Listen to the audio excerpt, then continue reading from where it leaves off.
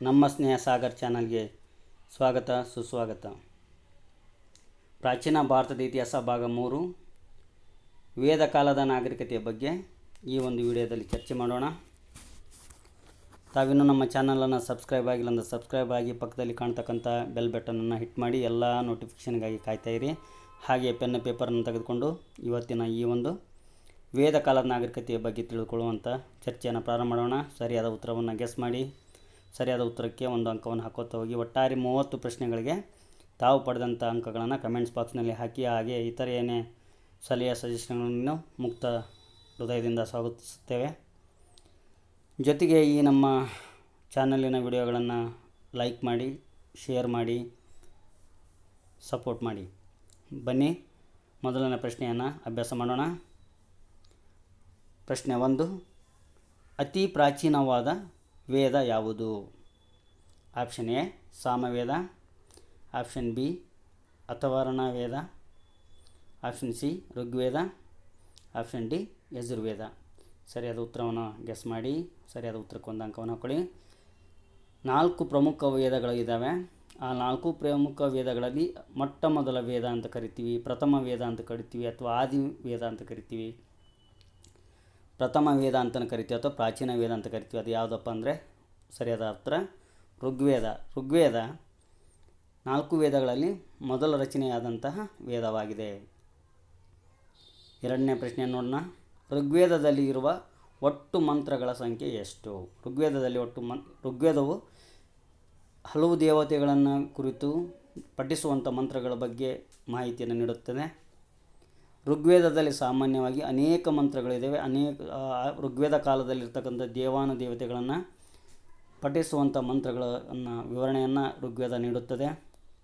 ಹಾಗಾದರೆ ಆ ಋಗ್ವೇದದಲ್ಲಿರ್ತಕ್ಕಂಥ ಒಟ್ಟು ಮಂತ್ರಗಳ ಸಂಖ್ಯೆ ಎಷ್ಟು? ಆಪ್ಷನ್ ಎ 1027, ಆಪ್ಷನ್ ಬಿ 1028,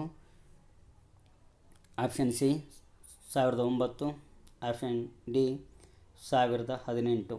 ಸರಿಯಾದ ಉತ್ತರವನ್ನು ಗೆಸ್ ಮಾಡಿ. ಸರಿಯಾದ ಉತ್ತರಕ್ಕೆ ಒಂದು ಅಂಕವನ್ನು ಪಡೀರಿ. ಋಗ್ವೇದದಲ್ಲಿರ್ತಕ್ಕಂಥ ಒಟ್ಟು ಮಂತ್ರಗಳ ಸಂಖ್ಯೆ 1028. ಒಟ್ಟು ಋಗ್ವೇದದಲ್ಲಿ ನಾವು 1028 ಮಂತ್ರಗಳನ್ನು ವಿವಿಧ ದೇವರುಗಳನ್ನು ಕುರಿತು ಪಠಿಸುವಂಥ ಮಂತ್ರಗಳ ವಿವರಣೆ ಋಗ್ವೇದದಲ್ಲಿ ನಾವು ಕಾಣ್ತೀವಿ. ಮೂರನೇ ಪ್ರಶ್ನೆ, ವೇದಗಳ ಕಾಲದಲ್ಲಿ ಪುರಂದರ ಕೋಟೆಗಳ ನಾಶಕ ಎಂದು ಯಾವ ದೇವರನ್ನು ವರ್ಣಿಸಲಾಗಿದೆ? ವೇದ ಕಾಲದಲ್ಲಿ ಒಬ್ಬ ದೇವರನ್ನು ಪುರಂದರ ಅಂತ ಕರೀತಾರೆ. ಅದರ ಅರ್ಥ ಕೋಟೆಗಳ ನಾಶಕ. ಹಾಗಾದರೆ ಆ ದೇವರು ಯಾರು? Option A Rudra, B Varuna, C ಅಗ್ನಿ, ಡಿ ಇಂದ್ರ. ಸರಿಯಾದ ಉತ್ತರವನ್ನು ಗೆಸ್ ಮಾಡಿದ್ರೆ ಅನ್ಕೊತೀನಿ. ಸರಿಯಾದ ಉತ್ತರಕ್ಕೆ ಒಂದು ಅಂಕವನ್ನು ಹಾಕ್ಕೊಳ್ಳಿ. ಸರಿಯಾದ ಉತ್ತರ ಇಂದ್ರ. ಋಗ್ವೇದದ ಕಾಲದಲ್ಲಿ ಕೋಟೆಗಳ ನಾಶಕ ಪುರಂದರ ಅಂತೇಳಿ ಇಂದ್ರನನ್ನು ನಾವು ಉಲ್ಲೇಖಿಸಲಾಗಿದೆ. ನಾಲ್ಕನೇ ಪ್ರಶ್ನೆಯನ್ನು ನೋಡೋಣ. ವೇದ ಕಾಲದ ಸಭೆಗಳಲ್ಲಿ ಈ ಕೆಳಗಿನ ಯಾವುದು ಪ್ರಜಾಪ್ರತಿನಿಧಿ ಸಭೆ ಆಗಿರಲಿಲ್ಲ? ವೇದ ಕಾಲದಲ್ಲಿ ಸಹ ನಾವು ಈ ಜನರ ಪ್ರತಿನಿಧಿ ಸಭೆಯನ್ನು ನೋಡ್ತಾ ಇದ್ದೀವಿ. ಹಾಗಾದರೆ ಈ ಕೆಳಗೆ ಕೊಟ್ಟಿರ್ತಕ್ಕಂಥ 3 ಹೊರತುಪಡಿಸಿ ಒಂದು ಪ್ರಜಾಪ್ರತಿನಿಧಿ ಸಭೆ ಆಗಿಲ್ಲ. ಹಾಗಾದರೆ ಅದು ಯಾವುದು? ಆಪ್ಷನನ್ನು ನೋಡೋಣ. ಸಮಿತಿ, ಸಭಾ, ವಿಧಾತ, ಪರಿಷತ್ತು. ವೇದ ಕಾಲದಲ್ಲಿ ಕೂಡ ಸಭೆಗಳಿದ್ದು ಜನರ ಪ್ರತಿನಿಧಿ ಸಭೆಯನ್ನು ಪ್ರತಿನಿಧಿಸುತ್ತಿತ್ತು. ಆ ಪ್ರತಿನಿಧಿಯಲ್ಲಿ 3 ಪ್ರತಿನಿಧಿ ಸಭೆಯನ್ನು ನಾವು ನೋಡ್ತೀವಿ ವೇದ ಕಾಲದಲ್ಲಿ. ಹಾಗಾದರೆ ಈ ಕೊಟ್ಟಿರುವಂಥ ಆಪ್ಷನ್ಗಳಲ್ಲಿ ಒಂದು ಪ್ರಜಾಪ್ರತಿನಿಧಿ ಸಭೆ ಅಲ್ಲ. ಅದು ಯಾವುದು? ಆಪ್ಷನ್ ಎ ಸಮಿತಿ, ಸಭಾ, ಸಿ ವಿಧಾತ, ಡಿ ಪರಿಷತ್ತು. ಸರಿಯಾದ ಉತ್ತರವನ್ನು ಗೆಸ್ ಮಾಡಿದರೆ ಒಂದು ಅಂಕವನ್ನು ಹಾಕೊಳ್ಳಿ. ವೇದ ಕಾಲದಲ್ಲಿ ಈ ಕೆಳಗಿನ ಒಂದು ಸಭೆ ಆಗಿರಲಿಲ್ಲ, ಅದು ಪರಿಷತ್ತು. ಹಾಗಾದರೆ ವೇದ ಕಾಲದಲ್ಲಿ ಇರ್ತಕ್ಕಂಥ 3 ಪ್ರಜಾಪ್ರತಿನಿಧಿ ಸಭೆ ಅಂದರೆ ಸಮಿತಿ, ಸಭಾ ಹಾಗೂ ವಿಧಾತ. ಈ 3 ಪ್ರಜಾಪ್ರತಿನಿಧಿ ಸಭೆ ಆಗಿತ್ತು. ಪರಿಷತ್ತು ಅಂತಕ್ಕಂಥದ್ದು ಆ ಸಮಯದಲ್ಲಿ ಇರಲಿಲ್ಲ. ಸರಿಯಾದ ಉತ್ತರ ಪರಿಷತ್ತನ್ನು ತೆಗಿಬೇಕು. 5ನೇ ಪ್ರಶ್ನೆಯನ್ನು ನೋಡೋಣ.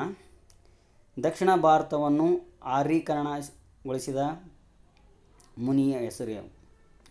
ದಕ್ಷಿಣ ಭಾರತವನ್ನು ಆರ್ಯರ ಒಂದು ಹಿಡಿತಕ್ಕೆ ತಂದುಕೊಟ್ಟಂಥ ಮುನಿಯ ಹೆಸರು, ಅಥವಾ ದಕ್ಷಿಣ ಭಾರತವನ್ನು ಆರ್ಯೀಕರಣಿಸಿದ ಮಹರ್ಷಿಯ ಹೆಸರು ಅಥವಾ ಮುನಿ ಯಾರು ಅಂತ ಕೇಳಿದ್ದಾರೆ.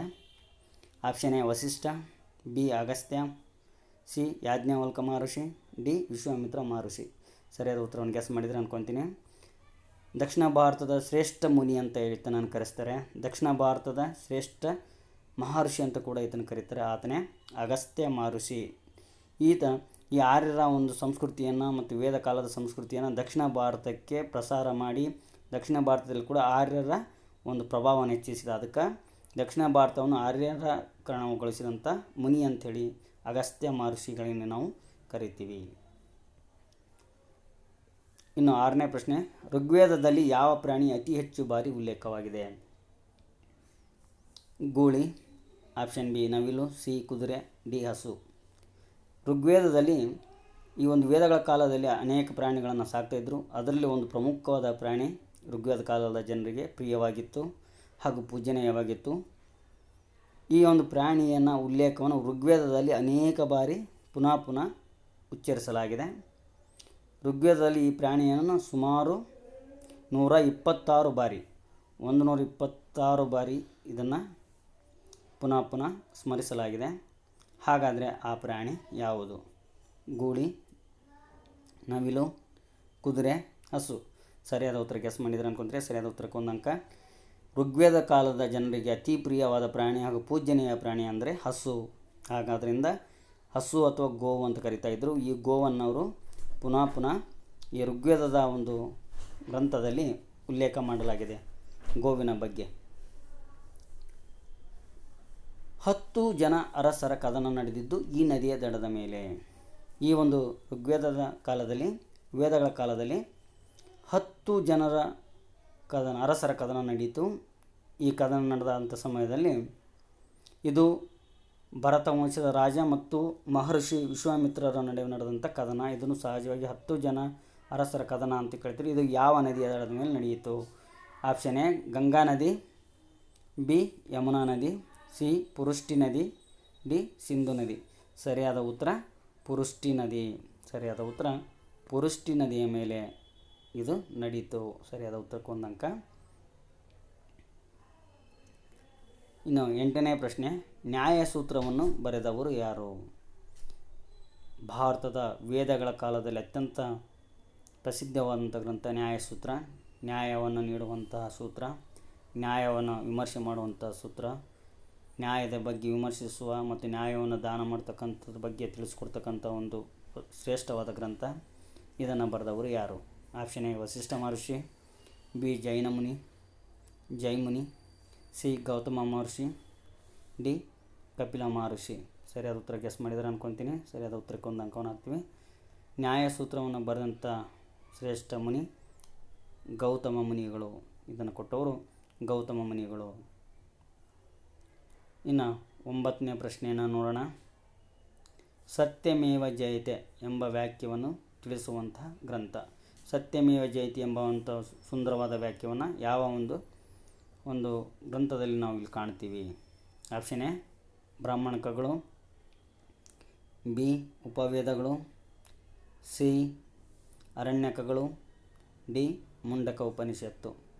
ಭಾರತದ ನಾಣ್ಯಗಳ ಮೇಲೆ 4 ಮುಖದ ಸಿಂಹದ ಕೆಳಗೆ ಸತ್ಯಮೇವ ಜಯತೆ ಎಂಬ ಸತ್ಯಕ್ಕೆ ಯಾವಾಗಲೂ ಜಯ ಲಭಿಸುತ್ತದೆ ಅಂತ ಹೇಳ್ತಕ್ಕಂಥ ವಾಕ್ಯವನ್ನು ವೇದಗಳ ಗ್ರಂಥದಲ್ಲಿ ನಾವು ಇರ್ತಕ್ಕಂಥ ಈ ವಾಕ್ಯವನ್ನು ನಾವು ನಮ್ಮ ಭಾರತದ ರಾಷ್ಟ್ರದ ಲಾಂಛನದ ಕೆಳಗೆ ಅಳವಡಿಸಿಕೊಂಡಿರ್ತಕ್ಕಂಥ ಒಂದು ಧ್ಯೇಯ ವಾಕ್ಯ ಇದು. ಇದನ್ನು ನಾವು ಮುಂಡಕ ಉಪನಿಷತ್ತಿನಿಂದ ಆಯ್ಕೆ ಮಾಡಿಕೊಂಡಿದ್ದೇವೆ. ಹಾಗಾದರೆ ಸತ್ಯಮೇವ ಜಯತೆ ಎಂಬ ವಾಕ್ಯ ಮುಂಡಕ ಉಪನಿಷತ್ತು ಎಂಬ ಗ್ರಂಥದಲ್ಲಿ ಅಳವಡಿಸಲಾಗಿದೆ. ಇನ್ನು 10ನೇ ಪ್ರಶ್ನೆಯನ್ನು ನೋಡೋಣ. ವಿಶ್ವ ಪರಂಪರೆ ಪಟ್ಟಿಗೆ ಸೇರ್ಪಡೆಯಾದ ಏಕೈಕ ವೇದ ಇದು. ವಿಶ್ವಪಟ್ಟಿಗಳಲ್ಲಿ ಅನೇಕ ಇದರ ಬಗ್ಗೆ ಸೇರ್ಪಡೆಯಾಗಿದೆ. ಆದರೆ ಭಾರತದ ಸಂಸ್ಕೃತಿಯಲ್ಲಿ ಈ ವೇದಗಳಲ್ಲಿ ಈ 4 ವೇದಗಳಲ್ಲಿ ಇದು ಶ್ರೇಷ್ಠವಾದ ವೇದ ಅಂತ ತಿಳಿಸಿ ಈ ವೇದವನ್ನು ವಿಶ್ವ ಪರಂಪರೆ ಪಟ್ಟಿಗೆ ಸೇರ್ಪಡೆಯಾಗಿದೆ. ಆ ವಿಶ್ವ ಪರಂಪರೆಗೆ ಸೇರಿದ ಏಕೈಕ ವೇದ ಇದು ಯಾವುದು? Option A Rigveda, B Samaveda, C Atharvana Veda, D Yajurveda. ಸರಿಯಾದ ಉತ್ತರ ಗೆಸ್ ಮಾಡಿದರೆ 1 ಅಂಕವನ್ನು ಹಾಕೊಳ್ಳಿ. ವಿಶ್ವ ಪರಂಪರೆಗೆ ಸೇರ್ಪಡೆಯಾದ ಏಕೈಕ ಪ್ರಾಚೀನ ವೇದ ಇದು. ಅದು ಯಾವುದಪ್ಪ ಅಂದರೆ ಋಗ್ವೇದ. ಋಗ್ವೇದವನ್ನು ನಾವು ಅತಿ ಮೂಲ ವೇದ, ಪ್ರಾಚೀನ ವೇದ ಅಂತೀವಿ. ಹಾಗೂ ಇದನ್ನು ನಮ್ಮ ವಿಶ್ವ ಪರಂಪರೆ ಪಟ್ಟಿಗೆ ಸೇರ್ಪಡಿಸಿಕೊಂಡಿರುವಂಥ ಏಕೈಕ ವೇದ. ಈ 4 ವೇದಗಳಲ್ಲಿ ಋಗ್ವೇದವನ್ನು ವಿಶ್ವ ಪರಂಪರೆ ಪಟ್ಟಿಗೆ ಸೇರಿಸಲಾಗಿದೆ. 11ನೇ ಪ್ರಶ್ನೆಯನ್ನು ನೋಡೋಣ. ಸಂಸ್ಕೃತ ಪದದಿಂದ ಬಂದಂಥ ಅಥವಾ ಸಂಸ್ಕೃತ ಪದವಾದ ವಿದ್ ಎಂದರೆ ವೇದ. ಹಾಗಾದರೆ ವೇದ ಎಂದರೇನು? ಇದರ ಮೂಲ ಅರ್ಥ ಏನು? ಆಪ್ಷನ್ ಎ ಬೆಳಕು, ಆಪ್ಷನ್ ಬಿ ಜ್ಞಾನ, ಆಪ್ಷನ್ ಸಿ ಕರ್ಮಯೋಗ, ಆಪ್ಷನ್ ಡಿ ಯೋಗ. ಸಂಸ್ಕೃತ ಪದದಿಂದ ಬಂದಿರತಕ್ಕಂಥ ವಿದ್ ಎಂಬ ಪದದಿಂದ ವೇದ ಅಂತ ಬಂದಿದೆ. ವೇದ ಇದರ ಮೂಲ ಅರ್ಥವನ್ನು ನೋಡಿದಾಗ ನಾವು ಇದು ಜ್ಞಾನ ಅಂತ ಆಗುತ್ತೆ. ಸರಿಯಾದ ಉತ್ತರ ಜ್ಞಾನ. 1 ಅಂಕವನ್ನು ಹಾಕಿಕೊಳ್ಳಿ. ಗಾಯತ್ರಿ ಮಂತ್ರವನ್ನು ಈ ದೇವತೆಗೆ ಅರ್ಪಿಸಲಾಗಿದೆ. 12ನೇ ಪ್ರಶ್ನೆಯನ್ನು ನೋಡೋಣ. ಗಾಯತ್ರಿ ಮಂತ್ರವನ್ನು ಈ ದೇವತೆಗೆ ಅರ್ಪಿಸಲಾಗಿದೆ. ಯಾವ ದೇವತೆಗೆ ಈ ಒಂದು ಮಂತ್ರವನ್ನು ಅರ್ಪಿಸಲಾಗಿದೆ? Option A Savitri, B Gargi, C Maitri, D Saraswati. Gayatri mantra ಅತಿ ಶ್ರೇಷ್ಠವಾದ ಮಂತ್ರ ಎಂದು ನಾವು ಹೇಳ್ತೀವಿ. ಇದು ಋಗ್ವೇದ ಕಾಲದಲ್ಲಿ ರಚನೆಯಾದಂತಹ ಒಂದು ಶ್ರೇಷ್ಠವಾದ ಮಂತ್ರ ಮತ್ತು ಅತಿ ಉತ್ಕೃಷ್ಟವಾದ ಮಂತ್ರ ಅಂತೇಳಿ ಈಗಾಗಲೇ ಪರಿಗಣಿಸಲಾಗಿದೆ. ಈ ಗಾಯತ್ರಿ ಮಂತ್ರವನ್ನು ಈ ದೇವತೆಗೆ ಅರ್ಪಿಸಲಾಗಿದೆ. ಹಾಗಾದರೆ ಸರಿಯಾದ ಉತ್ತರ ಸಾವಿತ್ರಿ. ಶ್ರೇಷ್ಠವಾದ ದೇವತೆ ಆ ಸಮಯದಲ್ಲಿ ಸಾವಿತ್ರಿಗೆ ಇದನ್ನು ಅರ್ಪಿಸಲಾಗಿದೆ. ಸರಿಯಾದ ಉತ್ತರಕ್ಕೆ 1 ಅಂಕವನ್ನು ಹಾಕ್ಕೊಳ್ಳಿ. ಇನ್ನು 13ನೇ ಪ್ರಶ್ನೆಯನ್ನು ನೋಡೋಣ. ಋಗ್ವೇದದಲ್ಲಿ ಹರಪ್ಪ ನಾಗರಿಕತೆಯನ್ನು ಈ ರೀತಿ ಕರೆಯಲಾಗಿದೆ.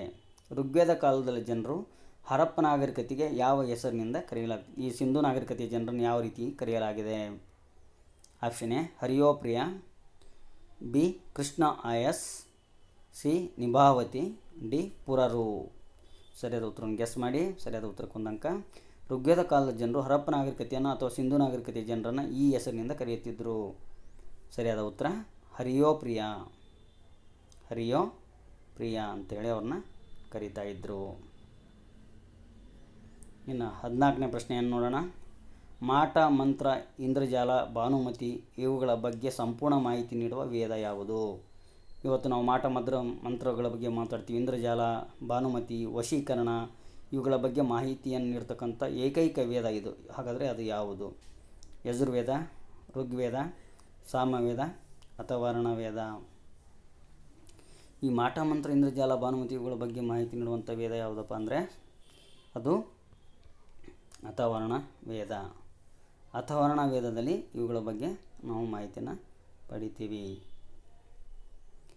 ಇನ್ನು ಸಿಂಧೂ ನಾಗರಿಕತೆಯನ್ನು ಇಂದ್ರನು ನಾಶಪಡಿಸಿದನೆಂದು ನೀಡುವ ಆಧಾರ ನೀಡುವಂಥ ಗ್ರಂಥ ಯಾವುದು? ಸಿಂಧೂ ನಾಗರಿಕತೆ ಜನರನ್ನು ನಾಶ ಮಾಡಿದ್ದು ಇಂದ್ರ ಅಂಥೇಳಿ ನಾವು ವೇದಕಾಲದಲ್ಲಿ ಉಲ್ಲೇಖಿಸಲ್ಪಟ್ಟಿದೆ. ಈ ಗ್ರಂಥದಲ್ಲಿ ವಿಶೇಷವಾಗಿ ಉಲ್ಲೇಖ ಮಾಡಲ್ಪಟ್ಟಿದೆ. ಹಾಗಾದರೆ ಅದು ಯಾವುದು? ಐತರೇಯ ಬ್ರಾಹ್ಮಣ, ಶತಪಥ ಬ್ರಾಹ್ಮಣಕ, ತೈತರೀಯ ಬ್ರಾಹ್ಮಣಕ, ವೇದಾಂಗಗಳು. ಸಿಂಧೂ ನಾಗರಿಕತೆಯನ್ನು ಇಂದ್ರನು ನಾಶಪಡಿಸಿನೆಂದು ಆಧಾರ ನೀಡುವುದು ನಮಗೆ ಯಾವ ಒಂದು ಗ್ರಂಥ ಆಧಾರವಾಗಿ ನೀಡುತ್ತೆ ನಮಗಿಲ್ಲಿ ಅಂಥೇಳಿ ನಾವಿಲ್ಲಿ ನೋಡ್ತೀವಿ. ಸಿಂಧೂ ನಾಗರಿಕತೆ ಜನರು ಇಂದ್ರನು ನಾಶಪಡಿಸಿನೆಂದು ನೀಡುವಂಥ ಆಧಾರ ಏಕೈಕ ಗ್ರಂಥ ಅದು ಶತಪಥ ಬ್ರಾಹ್ಮಣಕ. ಸಂಖ್ಯಾಸೂತ್ರವನ್ನು ರಚಿಸಿದ ಮುನಿ. 14ನೇ ಪ್ರಶ್ನೆಯನ್ನು ನೋಡೋಣ. ಸಂಖ್ಯಾಸೂತ್ರವನ್ನು ರಚಿಸಿದ ಮುನಿ ಯಾರು? Option A Gautama, B Kapila, C Vasishtha, D Vishwamitra. ಸಂಖ್ಯಾಸೂತ್ರವನ್ನು ನಮಗೆ ನೀಡಿದಂಥ ಶ್ರೇಷ್ಠ ಮುನಿವರ್ಯಗಳು ಯಾರು ಅಂದರೆ ಹಾಗಾದರೆ ಕಪಿಲ ಮಹರ್ಷಿಗಳು ಈ ಒಂದು ಸಂಖ್ಯಾಸೂತ್ರವನ್ನು ನಮಗೆ ನೀಡಿದ್ದಾರೆ. ಕಪಿಲ ಮಹರ್ಷಿಯ ಒಂದು ಕೊಡುಗೆಯಾಗಿದೆ.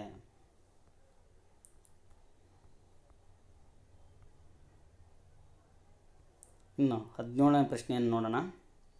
ಗಾಯತ್ರಿ ಮಂತ್ರವನ್ನು ರಚಿಸಿದ ಮಹರ್ಷಿ ಯಾರು? ಈಗಾಗಲೇ ಗಾಯತ್ರಿ ಮಂತ್ರ ಶ್ರೇಷ್ಠ ಹಾಗೂ ಆ ಗಾಯತ್ರಿ ಮಂತ್ರ ಯಾರಿಗೆ, ಯಾವ ದೇವತೆಗೆ ಅರ್ಪಿಸಲಾಗಿದೆ ಎಂಬುದನ್ನು ನಾವು ಅಧ್ಯಯನ ಮಾಡಿದ್ದೀವಿ, ತಿಳಿದುಕೊಂಡಿದ್ದೀವಿ. ಹಾಗಾದರೆ ಈ ಗಾಯತ್ರಿ ಮಂತ್ರವನ್ನು ರಚಿಸಿ ನಮಗೆ ನೀಡಿದಂಥ ಮಹರ್ಷಿ ಯಾರು?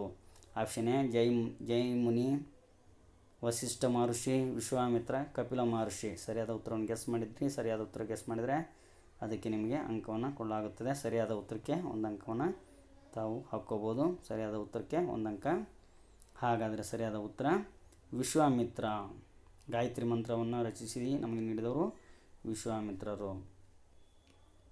ಇನ್ನು 18ನೇ ಪ್ರಶ್ನೆಯನ್ನು ನೋಡೋಣ. ವೇದ ಕಾಲದಲ್ಲಿ ಬಳಸಿದ ಹಾಗೂ ಅತ್ಯಂತ ಪ್ರಾಚೀನ ನಾಣ್ಯದ ಹಣ ಯಾವುದು? ಹಾಗಾದರೆ ವೇದ ಕಾಲದಲ್ಲಿ ಬಳಕೆಯಲ್ಲಿದ್ದಂತಹ ನಾಣ್ಯ ಇದು. ಪ್ರಾಚೀನ ನಾಣ್ಯ ಅಂತಲೂ ಕೂಡ ಇದು ಅತ್ಯಂತ ಪ್ರಾಚೀನ ನಾಣ್ಯ ಅಂತಲೇ ಕರೀತಾರೆ. ಹಾಗಾದರೆ ಆ ನಾಣ್ಯ ಯಾವುದು? ಆಪ್ಷನ್ ಎ ನಿಷ್ಕ, ಬಿ ಕರ್ಪಣ, ಸಿ ಶಣ, ಡಿ ಗದ್ದಣ. ಸರಿಯಾದ ಉತ್ತರವನ್ನು ಗೆಸ್ ಮಾಡಿ. ಪ್ರಾಚೀನವಾದ ನಾಣ್ಯದ ಹಣ ಅದು. ವೇದ ಕಾಲದಲ್ಲಿ ಬಳಸಿದಂಥ ನಾಣ್ಯ ಅದು. ಆ ನಾಣ್ಯದ ಹೆಸರೇನು? ಸರಿಯಾದ ಉತ್ತರ ನಿಷ್ಕ. ನಿಷ್ಕವನ್ನು ವೇದಕಾಲದ ಜನರು ನಾಣ್ಯವನ್ನಾಗಿ ಬಳಸಿದರು. ಇನ್ನು 20ನೇ ಪ್ರಶ್ನೆಯನ್ನು ನೋಡೋಣ. ಮೊಟ್ಟ ಮೊದಲಿಗೆ ಆಶ್ರಮ ಪದ್ಧತಿಯನ್ನು ಕಂಡುಬರುವುದು ಈ ಒಂದು ಗ್ರಂಥದಲ್ಲಿ.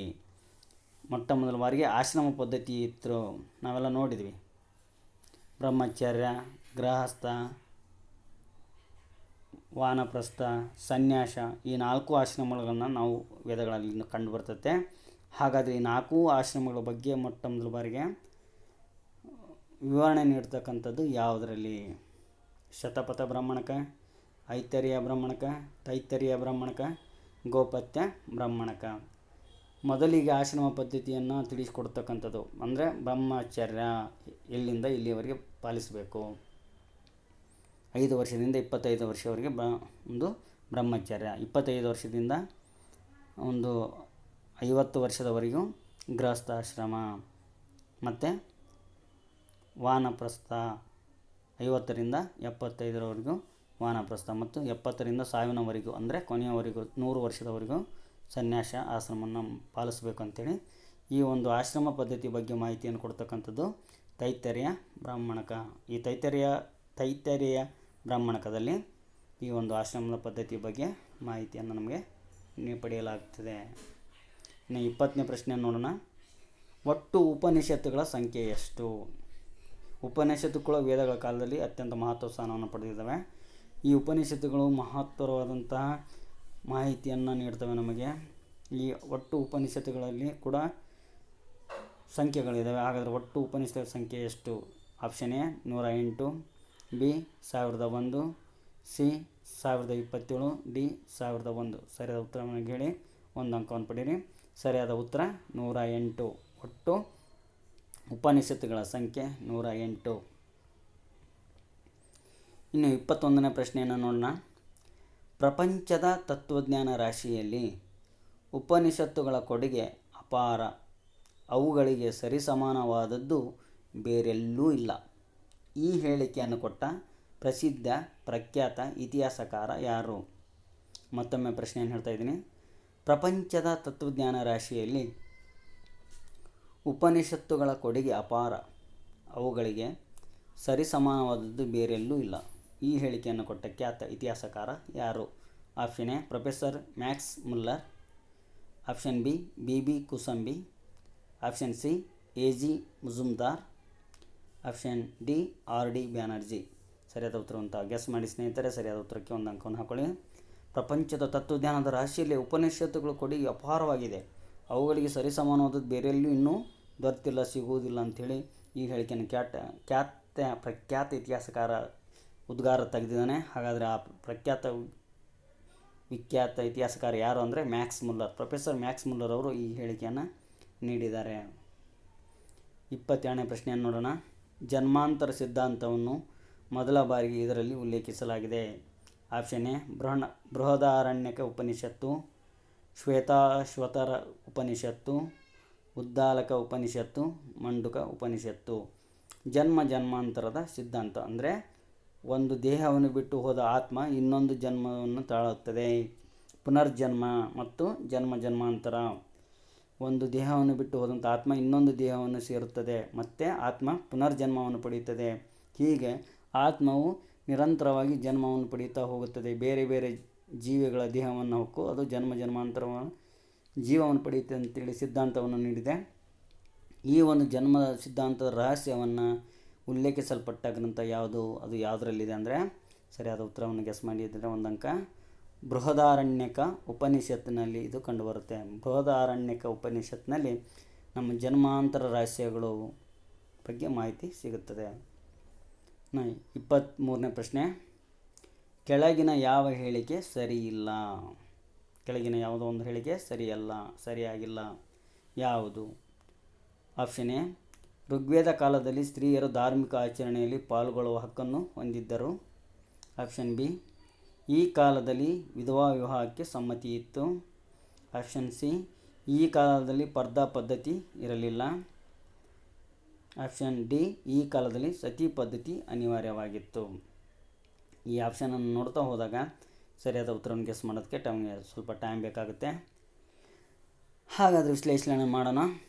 ಋಗ್ವೇದ ಕಾಲದಲ್ಲಿ ಸ್ತ್ರೀಯರು ಧಾರ್ಮಿಕ ಆಚರಣೆಯಲ್ಲಿ ಪಾಲ್ಗೊಳ್ಳೋ ಹಕ್ಕನ್ನು ಹೊಂದಿದ್ದರು. ಸಾಮಾನ್ಯವಾಗಿ ನಾವು ಗಾರ್ಗಿ ಮೈತ್ರಿಯವರು ಅತಿ ಪಾಂಡಿತ್ಯರಾಗಿದ್ದರು, ಜೊತೆಗೆ ಯಾಜ್ಞವಲ್ಕನನ್ನೇ ಒಂದು ಚರ್ಚೆಗೆ ಮಾಡಿದರು ಅಂತ ಗೊತ್ತಾಗುತ್ತೆ. ಆದ್ದರಿಂದ ಋಗ್ವೇದ ಕಾಲದಲ್ಲಿ ಸ್ತ್ರೀಯರು ಧಾರ್ಮಿಕ ಆಚರಣೆಯಲ್ಲಿ ಪಾಲ್ಗೊಳ್ಳೋ ಹಕ್ಕನ್ನು ಹೊಂದಿದ್ದರು, ಸರಿಯಾದ ಹೇಳಿಕೆ. ಈ ಕಾಲದಲ್ಲಿ ವಿಧವಾ ವಿವಾಹಕ್ಕೆ ಸಮ್ಮತಿ ಇತ್ತು. ಸೊ ಇದು ಕೂಡ ಸರಿಯಾದ ಹೇಳಿಕೆಯಾಗಿದೆ. ಯಾಕಂದರೆ ವಿಧವೆಯಾದಂಥ ವಿವಾಹಕ್ಕೆ ಮಕ್ಕಳನ್ನು ಪಡೆಯುವ ಅವಶ್ಯಕತೆ ಇದ್ದಲ್ಲಿ ಪುನರ್ವಿವಾಹಕ್ಕೆ ಒಂದು ಅವಕಾಶ ಮಾಡಿಕೊಳ್ಳಲಾಗಿತ್ತು. ಈ ಕಾಲದಲ್ಲಿ ಪರ್ದಾ ಪದ್ಧತಿ ಇರಲಿಲ್ಲ. ಸಹಜವಾಗಿ ಪರ್ದಾ ಪದ್ಧತಿ ಈ ಒಂದು ಸಮಯದಲ್ಲಿ ಇರಲಿಲ್ಲ. ಇದು ತದನಂತರದಲ್ಲಿ ಬಂದಂಥ ಒಂದು ಪದ್ಧತಿಯಾಗಿದೆ. ಹಾಗಾದರೆ ಸರಿಯಾದ ಹೇಳಿಕೆ ಯಾವುದಲ್ಲ ಅಂದರೆ ಈ ಕಾಲದಲ್ಲಿ ಸತಿ ಪದ್ಧತಿ ಅನಿವಾರ್ಯವಾಗಿತ್ತು. ಇದು ಹೇಳಿಕೆ ತಪ್ಪಾಗಿದೆ. ಯಾಕಂದರೆ ವೇದ ಕಾಲದಲ್ಲಿ ಸತಿ ಪದ್ಧತಿ ಇನ್ನೂ ಜಾರಿಗೆ ಬಂದಿರಲಿಲ್ಲ. ಸತಿ ಪದ್ಧತಿಯ ಕಲ್ಪನೆ ಇನ್ನೂ ಹುಟ್ಟಿರಲಿಲ್ಲ. ಆದ್ದರಿಂದ ಈ ಹೇಳಿಕೆ ತಪ್ಪಾಗಿದೆ. 24ನೇ ಪ್ರಶ್ನೆಯನ್ನು ನೋಡೋಣ. ಈ ಕೆಳಗಿನವುಗಳಲ್ಲಿ ಯಾವುದು ವೇದ ಸಾಹಿತ್ಯವನ್ನು ಒಳಗೊಳ್ಳುವುದಿಲ್ಲ? ಇದು ವೇದ ಸಾಹಿತ್ಯದ ಮೂಲ ಅಲ್ಲ ಅಂಥೇಳಿ ಇಲ್ಲಿ ಹೇಳ್ತಾರೆ. ವೇದ ಸಾಹಿತ್ಯದ ಭಾಗವಾಗಲುವುದಿಲ್ಲ ಅಂತ ಹೇಳ್ತಾರೆ. ಆಪ್ಷನ್ ಎ, ಅರಣ್ಯಕಗಳು. ಬಿ, ಸಂಹಿತೆಗಳು. ಸಿ, ಉಪನಿಷತ್ತುಗಳು. ಡಿ, ಸ್ಮೃತಿಗಳು. ಈ ಕೆಳಗಿನ ಇವುಗಳಲ್ಲಿ ಒಂದು ವೇದ ಸಾಹಿತ್ಯದ ಒಂದು ಭಾಗವಾಗಿಲ್ಲ, ಅದನ್ನು ಒಳಗೊಳ್ಳೋದಿಲ್ಲ. ಹಾಗಾದರೆ ಅದು ಯಾವುದು ಅಂತ ಕೇಳ್ತಾರೆ. ಸರಿಯಾದ ಉತ್ತರ ಸ್ಮೃತಿಗಳು. ಸ್ಮೃತಿಗಳು ವೇದ ಸಾಹಿತ್ಯದ ಒಂದು ಭಾಗ ಅಲ್ಲ ಅದು ಅಂತ ತಿಳ್ಕೊಬೋದು. ಇನ್ನು 25ನೇ ಪ್ರಶ್ನೆ, ಆರ್ಯರು ಭಾರತದಲ್ಲಿ ಮೊದಲು ಆಕ್ರಮಿಸಿಕೊಂಡ ಪ್ರದೇಶ ಯಾವುದು? ಸ್ಥಳ ಯಾವುದು? Option A, Saptasindhu. B, Punjab. C, Aryavarta. D, Brahmavarta. ಸರಿಯಾದ ಉತ್ತರವನ್ನು ಗೆಸ್ ಮಾಡಿ ಸ್ನೇಹಿತರೆ. ಸರಿಯಾದ ಉತ್ತರಕ್ಕೊಂದು ಅಂಕ. ಆರ್ಯರು ಮೊಟ್ಟ ಮೊದಲು ಆಕ್ರಮಿಸಿಕೊಂಡ ಭಾಗ ಯಾವುದಪ್ಪ ಅಂದರೆ ಸಪ್ತಸಿಂಧು, ಅಂದರೆ ಈಗಿನ ಸಿಂಧು ನಾಗರಿಕತೆಯ ಬಯಲು ಪ್ರದೇಶ ಅಂತ ನಾವು ಕರೀಬೋದು. ಸಿಂಧು ನಾಗರಿಕತೆಯ ಮೇಲೆ ದಾಳಿ ಮಾಡಿ ಆ ಭಾಗವನ್ನು ವಶಪಡಿಸಿಕೊಂಡು ಅಥವಾ ಸಿಂಧು ಭಾಗವನ್ನು ವಶಪಡಿಸಿಕೊಂಡ್ರು ಅಂತ ಗೊತ್ತಾಗುತ್ತೆ. ಋಗ್ವೇದ ಕಾಲದಲ್ಲಿ ಯಾವ ಆಚರಣೆಗಳು ರೂಢಿಯಲ್ಲಿದ್ದವು? ಆಪ್ಷನ್ ಎ, ವರದಕ್ಷಿಣೆ. ಬಿ, ವಿಧವಾ ವಿವಾಹ. ಸಿ, ಬಾಲ್ಯ ವಿವಾಹ. ಡಿ, ವಿವಾಹ ವಿಚ್ಛೇದನ. ಸಂಕೇತಗಳಿಂದ ಇವುಗಳನ್ನು ಗುರುತಿಸಿ ಅಂತ ಹೇಳಿದ್ದಾರೆ. ಸಂಕೇತಗಳನ್ನು ನೋಡೋಣ. ಎ ಮತ್ತು ಡಿ, ಬಿ ಮತ್ತು ಡಿ, ಎ ಮತ್ತು ಬಿ ಮತ್ತು ಬಿ ಮತ್ತು ಸಿ. ಹಾಗಾದರೆ ಈ ಒಂದು ಸಮಯದಲ್ಲಿ ಋಗ್ವೇದ ಕಾಲದ ಯಾವ ಆಚರಣೆ ರೂಢಿಯಲ್ಲಿದ್ದವು ಅಂದರೆ ನಾವು ನೋಡೋಣ. ವರದಕ್ಷಿಣೆ ಪದ್ಧತಿ ಇತ್ತು. ತಂದೆಯ ವರದಕ್ಷಿಣೆ ರೂಪದಲ್ಲಿ ಹಸು ಅಥವಾ ಸಂಪತ್ತು ಅಥವಾ ಭೂದಾನ ಏನಾದರೂ ಕೊಡ್ತಾಯಿದ್ರು ಗೊತ್ತಿದೆ. ಈಗಾಗಲೇ ಓದಿದ್ವಿ ವಿಧವಾ ವಿವಾಹ ಆಚರಣೆಯಲ್ಲಿತ್ತು ಅಂಥೇಳಿ. ಅನಿವಾರ್ಯವಾದಾಗ ವಿಧವಾ ವಿವಾಹಕ್ಕೆ ಅನುಮತಿಯನ್ನು ನೀಡಲಾಗಿತ್ತು. ಸೊ ಇಲ್ಲಿ ಬಾಲ್ಯ ವಿವಾಹ ಪದ್ಧತಿ ಇರಲಿಲ್ಲ, ವಿವಾಹ ವಿಚ್ಛೇದನ ಪದ್ಧತಿ ಇರಲಿಲ್ಲ. ಆದ್ದರಿಂದ ಸರಿಯಾದ ಉತ್ತರ ನಮಗೆ ಇಲ್ಲಿ ಕಾಣುತ್ತೆ ಎ ಮತ್ತು ಬಿ. ಸರಿಯಾದ ಉತ್ತರ ಎ ಮತ್ತು ಬಿ ಸರಿಯಾದ ಉತ್ತರ ಆಗಿದೆ. ಸರಿಯಾದ ಉತ್ತರ ನೀವು ಗೆಸ್ ಮಾಡಿದರೆ ಒಂದು ಅಂಕವನ್ನು ಹಾಕ್ಕೊಳ್ಳಿ. 27ನೇ ಪ್ರಶ್ನೆ, ಕೆಳಕಂಡ ವೇದಾಂಗಗಳಲ್ಲಿ ಯಾವುದು ಸರಿಯಾಗಿ ಹೊಂದಾಣಿಕೆ ಇಲ್ಲದಿರುವುದು negative questions. So you have to notify this is negative ಕ್ವೆಶನನ್ನು ಕೇಳಲಾಗಿದೆ ಇಲ್ಲಿ. ಕೆಳಕಂಡ ವೇದಾಂಗಗಳಲ್ಲಿ ಯಾವುದು ಸರಿಯಾಗಿ ಹೊಂದಾಣಿಕೆ ಇಲ್ಲದಿರ್ತಕ್ಕಂಥದ್ದನ್ನು ನಾವು ನೋಡಬೇಕೀಗ. ಕಲ್ಪ ಧಾರ್ಮಿಕ ಆಚರಣೆ, ಜ್ಯೋತಿಷ್ಯ ಖಗೋಳಶಾಸ್ತ್ರ, ಶಿಕ್ಷ ಧ್ವನಿಶಾಸ್ತ್ರ, ನಿರುಕ್ತ ವ್ಯಾಕರಣಶಾಸ್ತ್ರ. ಹಾಗಾದರೆ ಸರಿಯಾದ ಉತ್ತರವನ್ನು ಗೆಸ್ ಮಾಡಿ ಒಂದು ಅಂಕವನ್ನು ಪಡೀರಿ. ವೇದಾಂಗಗಳಲ್ಲಿ ಇವುಗಳು ಸರಿಯಾಗಿ ಹೊಂದಾಣಿಕೆ ಇಲ್ಲದಿರುವುದು ಯಾವುದನ್ನು ನೋಡೋಣ. ಮೊದಲು ಹೊಂದಾಣಿಕೆ ಇರೋದನ್ನು ನೋಡಿಬಿಡೋಣ. ಕಲ್ಪ ಧಾರ್ಮಿಕ ಆಚರಣೆಯನ್ನು ತಿಳಿಸ್ತಕ್ಕಂಥದ್ದು ಸರಿ. ಜ್ಯೋತಿಷ್ಯ ಖಗೋಳಶಾಸ್ತ್ರ ಬಗ್ಗೆ ತಿಳಿಸುತ್ತೆ ಸರಿ. ಶಿಕ್ಷೆ ಅಂದರೆ ಧ್ವನಿಶಾಸ್ತ್ರದ ಬಗ್ಗೆ ತಿಳಿಸ್ತಕ್ಕಂಥದ್ದು ಸರಿ. ನಿರುಕ್ತ ಇದು ವ್ಯಾಕರಣಶಾಸ್ತ್ರ ಅಂತಕ್ಕಂಥ ತಪ್ಪು. ಹಾಗಾದರೆ ಇದನ್ನು ನಾವು ತೆಗಿಬೇಕು. ಇನ್ನು 28ನೇ ಪ್ರಶ್ನೆಯನ್ನು ನೋಡೋಣ. ಋಗ್ವೇದ ಕಾಲದ ಆಸ್ತಿಯ ಪ್ರಧಾನ ಸ್ವರೂಪ ಯಾವುದು? ಋಗ್ವೇದ ಕಾಲದಲ್ಲಿ ಜನರ ಆಸ್ತಿಯನ್ನು ಯಾವುದರ ಮೇಲೆ ಅಳತೆ ಮಾಡಲಾಗ್ತಿತ್ತು? ಆಪ್ಷನ್ ಎ, ಚಿನ್ನ ಮತ್ತು ಹಣವನ್ನು ಹೊಂದಿರುವುದು. ಬಿ, ಪಶು ಸಂಪತ್ತನ್ನು ಹೊಂದಿರುವುದು. ಸಿ, ಭೂ ಸಂಪತ್ತನ್ನು ಹೊಂದಿರುವುದು. ಡಿ, ಅಧಿಕಾರ ಮತ್ತು ಒಂದು ಸ್ಥಾನಮಾನವನ್ನು ಹೊಂದಿರತಕ್ಕಂಥದ್ದು ಅಂತ ಕೇಳಲಾಗಿದೆ. ಸರಿಯಾದ ಉತ್ತರ ಯಾವುದು? ಋಗ್ವೇದ ಕಾಲದಲ್ಲಿ ಜನರ ಆಸ್ತಿಯ ಒಂದು ಪ್ರಧಾನ ಸ್ವರೂಪವನ್ನು ಅದರ ಮೇಲೆ ಅಳತೆ ಮಾಡಲಾಗ್ತಿತ್ತು. ಇವನು ಶ್ರೀಮಂತ ಅಂತಂದೇಳಿ ಯಾವ ಒಂದು ಆಸ್ತಿಯನ್ನು ನೋಡಿ ಅವನ ಗುರುತಿಸಲಾಗ್ತಿತ್ತು. ಚಿನ್ನ ಮತ್ತು ಹಣ, ಪಶು ಸಂಪತ್ತು, ಭೂ ಸಂಪತ್ತು, ಅಧಿಕಾರ ಸಂಪತ್ತು. ಹಾಗಾಗಿ ಸರಿಯಾದ ಉತ್ತರ ಕೆಲಸ ಮಾಡಿದ್ದಕ್ಕೆ ಒಂದು ಅಂಕ. ಸರಿಯಾದ ಅಂಕ ಪಶು ಸಂಪತ್ತು. ಸರಿಯಾದ ಉತ್ತರ ಪಶು ಸಂಪತ್ತು. ಅದು ವಿಶೇಷವಾಗಿ ಗೋ ಸಂಪತ್ತು. ವಿಶೇಷವಾಗಿ ಅದನ್ನು ಹೇಳಬೇಕಂದ್ರೆ ಗೋವು ಯಾರ ಮನೆಯಲ್ಲಿ ಹೆಚ್ಚು ಹಸುಗಳು ಇರ್ತಿದ್ವೋ, ಯಾರ ಮನೆಯಲ್ಲಿ ಹೆಚ್ಚು ಗೋವುಗಳನ್ನು ಸಾಕಲಾಗ್ತಿತ್ತೋ, ಯಾರು ಹೆಚ್ಚು ಹೆಚ್ಚು ಗೋವುಗಳನ್ನು ಹೊಂದಿದ್ದರೋ ಅವರನ್ನು ನಾವು ಆ ಸಮಯದಲ್ಲಿ ಶ್ರೀಮಂತರು ಅಂತೇಳಿ ಗುರುತಿಸಲಾಗ್ತಿತ್ತು. ಪಶು ಸಂಪತ್ತು ವಿಶೇಷವಾಗಿ ಗೋ ಸಂಪತ್ತನ್ನು ಆಸ್ತಿಯ ಪ್ರಧಾನ ಸ್ವರೂಪವಾಗಿ ಆ ಸಮಯದಲ್ಲಿ ಅಳತೆ ಮಾಡಲಾಗ್ತಿತ್ತು. ಯಾರು ಹೆಚ್ಚು ಗೋವನ್ನು ಹೊಂದಿರ್ತಾರೋ ಅವರು ಶ್ರೀಮಂತರೆಂದು ಗುರುತಿಸಲಾಗ್ತಿತ್ತು. 29ನೇ ಪ್ರಶ್ನೆ, ಮಹಾಭಾರತದ ಮೂಲ ಹೆಸರು ಏನು? ವೇದ ಕಾಲದಲ್ಲಿ ರಚನೆ ಆದಂಥ ಮಹಾಭಾರತ. ಹಾಗಾದರೆ ಈ ಮಹಾಭಾರತದ ಮೂಲ ನಾಮ ಹೆಸರು ಏನಾಗಿತ್ತು ಅನ್ನೋದನ್ನು ಇಲ್ಲಿ ಕೇಳಲಾಗಿದೆ. ಸರಿ, ಆಪ್ಷನನ್ನು ನೋಡೋಣ. ಬೃಹತ್ ಕಥಾ, ಬೃಹತ್ ಸಂಹಿತ, ಜಯ ಸಂಹಿತ, ಮಹಾಕಥಾ. ಸರಿಯಾದ ಉತ್ತರವನ್ನು ಗೆಸ್ ಮಾಡಿ. ಸರಿಯಾದ ಉತ್ತರ ಗೆಸ್ ಮಾಡಿದರೆ ಒಂದು ಅಂಕವನ್ನು ಹಾಕೊಳ್ಳಿ. ಮಹಾಭಾರತದ ಮೂಲ ಹೆಸರು ನಾಮ ಯಾವುದಾಗಿತ್ತು ಅಂದರೆ ವೇದ ಕಾಲದಲ್ಲಿ ಮಹಾಭಾರತದ ಮೂಲ ಹೆಸರನ್ನು ವೇದ ಮಹರ್ಷಿಗಳು ಬರೆಯುವಾಗ ಇಟ್ಟಂಥ ಹೆಸರು ಜಯ ಸಂಹಿತ. ಇದನ್ನು ಜಯ ಸಂಹಿತ ಅಂತೇಳಿ ಅವರು ಕರೆದರು. ಆ ಸಮಯದಲ್ಲಿ ಇದನ್ನು ಜಯ ಸಂಹಿತ ಅಂತೇಳಿ ಕರೆಯಲಾಗ್ತಿತ್ತು. ಹೀಗಾಗಿ ಮಹಾಭಾರತದ ಮೂಲ ನಾಮ ಅಥವಾ ಹೆಸರು ಜಯ ಸಂಹಿತ ಅಂಥೇಳಿ ಗುರುತಿಸಲಾಗುತ್ತದೆ ಸ್ನೇಹಿತರೆ. ಇನ್ನು ಕೊನೆಯ ಪ್ರಶ್ನೆ ಮತ್ತು 30ನೇ ಪ್ರಶ್ನೆಯನ್ನು ನಾವು ನೋಡೋಣ. ಋಗ್ವೇದದ ಬುಡಕಟ್ಟು ನಾಯಕನ ತನ್ನ ಆದಾಯವನ್ನು ಎಲ್ಲಿಂದ ಪಡೆಯುತ್ತಿದ್ದನು? ಬುಡಕಟ್ಟು ನಾಯಕ, ಋಗ್ವೇದ ಕಾಲದಲ್ಲಿರ್ತಕ್ಕಂಥ ಬುಡಕಟ್ಟು ಜನಾಂಗದ ನಾಯಕ ತನ್ನ ಆದಾಯವನ್ನು ಎಲ್ಲಿಂದ ಪಡೆಯುತ್ತಿದ್ದನು? ಯಾವ ಮೂಲದಿಂದ ಆದಾಯವನ್ನು ಸಂಗ್ರಹಿಸ್ತಾ ಇದ್ದ? ಯುದ್ಧದಲ್ಲಿ ನಡೆಸಿದ ಲೂಟಿ ಮತ್ತು ಕಾಣಿಕೆಗಳು.